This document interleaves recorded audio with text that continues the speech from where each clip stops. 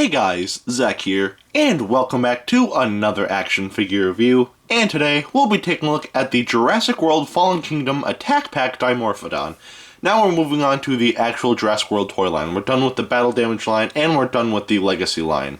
And now I just need to take a look at the main line for Jurassic World Fallen Kingdom. Then after that, I'll take a look at the LEGO sets, and then after the LEGO sets, at least out of the ones I own, I will review the Battle Damage figures that I own next. So, yeah. Which, I don't have a lot. As of me recording this, it's July, so the Brachiosaurus hasn't come out yet, at least here in the States.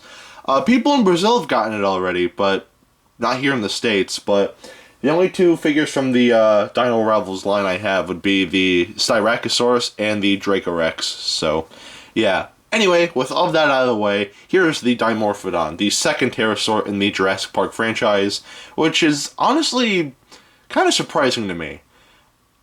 Like, for the second pterosaur to be in the Jurassic Park franchise, I actually wasn't really expecting Dimorphodon. Granted, I don't know what pterosaur I could have expected, but it definitely wasn't Dimorphodon, so yeah. Of course, the first being the Pteranodon from Jurassic Park 3, but if you want to get technical, the first time we saw the Pteranodon was actually in the Lost World Jurassic Park, at the very end before the credits rolled, so yeah. Anyway, with all of that bit of information out of the way, let's take a quick look at the painting on this figure. And the painting on this figure is pretty good. So most of the figure is a grayish color, which does look nice. Underneath the wings, we have a bit of red, which does look nice as well. And of course we have the Jurassic World scan code and the new Jurassic World logo right here. So, there you go. We do have some airbrushing on the back, which looks very nice. And if we take a quick look at the head, we can see that the eyes are painted orange with black pupils, and we do have some black airbrushing going on the face as well, which does look nice. And something that you might have noticed, the eye is slightly above where it's supposed to be, because here it is on the other side. It's nice in the center there. But they messed up and they made it so the eye here was a little above more. It's very hard to notice at first glance, but if you take a very close look at it, then you can definitely tell. But anyway, the teeth are painted a bonish white, and the inside of the mouth is painted a pinkish color as well. However, unfortunately, the roof of the mouth is not painted, but that's honestly perfectly fine. And that's pretty much it for the painting on this figure, and the painting on this figure is not bad. It would have been nice if the claws here were painted or the toenails, but either way, the painting here, it looks nice, so it gets a pass. Now I'll take a look at the articulation, and the articulation on this figure is pretty basic. So the Dimorphodon can look up that far and down that far. It can open its mouth, like so.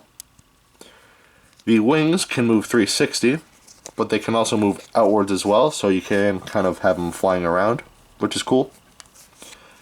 The legs can move backwards this much and forwards this much, but unfortunately, when you move one leg, the other one kind of moves with it, which I'm not really a big fan of.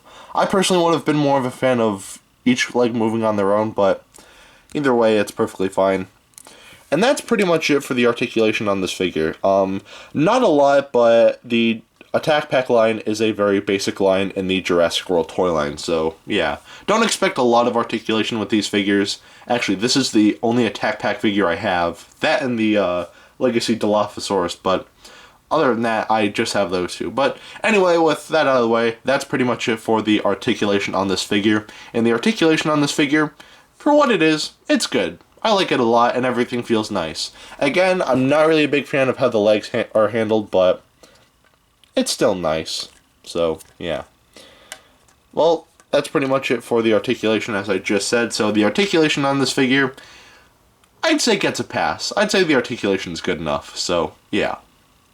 Anyway, now I'll take a look at the sculpt, and the sculpting on this figure, again, looks very nice, very accurate to how it looked in Jurassic World. Not completely accurate to how it looked in real life, but considering the resemblance to real life and Jurassic World, it actually looks pretty close, so yeah. Actually, now that I'm thinking about it, I just realized this. Dimorphodon wasn't in Jurassic World Fallen Kingdom. I don't know what happened to it, but I guess it was just gone. But yeah, no, this is still a very nice figure in terms of sculpt, and there's not a lot to say here. So, yeah. The sculpting on this figure, very nice and very accurate to how it looked in Jurassic World. So the sculpting on this figure gets a pass. Now take a look at the detailing, and the detailing, again, looks nice. So taking a look at the head here, we can see some very minor creases in the head, which does look very nice. And of course the inside of the mouth is detailed semi-nicely as well. On the tongue, way back there, we have a very noticeable circle. I don't know if you can see that on camera, but yeah. But anyway, the body is nicely detailed as well. All the creases and folds and whatnot look very nice. And even the toes are detailed very nicely as well. So, yeah.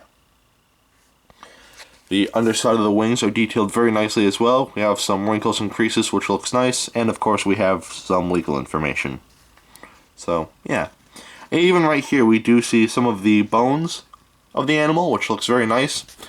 And even the arms themselves are detailed very nicely. So, yeah. A lot of musculature, and the creases in the wing right here looks very nice as well. And same with the other wing. On the back, we have some pecto fibers, which look very nice. And we have some more nice detailing on the back of the wing as we continue. More pecto fibers on the back, and same with the other wing. Going to the tail here, we have some more creases and wrinkles, which look very nice. And the detailing on the end of the tail is very nice as well. And that is pretty much it for the detailing on this figure. And the detailing on this figure is good. Nothing special, but considering what you're paying for, the detailing on this figure is good. So the detailing gets a pass. So at the end of the day, should you get this figure? Honestly, it's small, and there's not a lot to it. It's pretty basic, but this is still a very nice figure. I feel like if you're going to buy this for a kid, I feel like it'll be a fun little thing for a kid. They probably won't love this, but I feel like a kid would get a good kick out of this. And if you are buying this, for collector needs, then I'd say, yeah, again, I think that this figure, does a great job of appealing to both kids and collectors, and I like that a lot, so, yeah. So at the end of the day, this figure, it originally retailed for $7 or $8, which honestly is not bad considering. When this line was released, I thought it was going to be $10, but no, $7, and honestly, that price is not bad at all. So, yeah.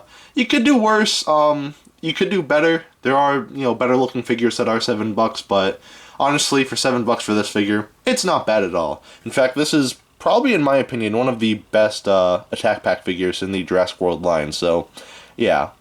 So, if you're buying this for a kid, I'd say they'd like it, and if you're buying this for collector needs, then I'd say, again, this is a very nice figure. Again, not great, but still not bad either. So, yeah. Anyway, if you want to know how big this figure is, here it is next to Dr. Billy Grant. And as you can see, these two actually scale up very nicely, so, yeah. Anyway, that is it for today. Have a great rest of your week, and I will see you in the next video. Peace, Zack out.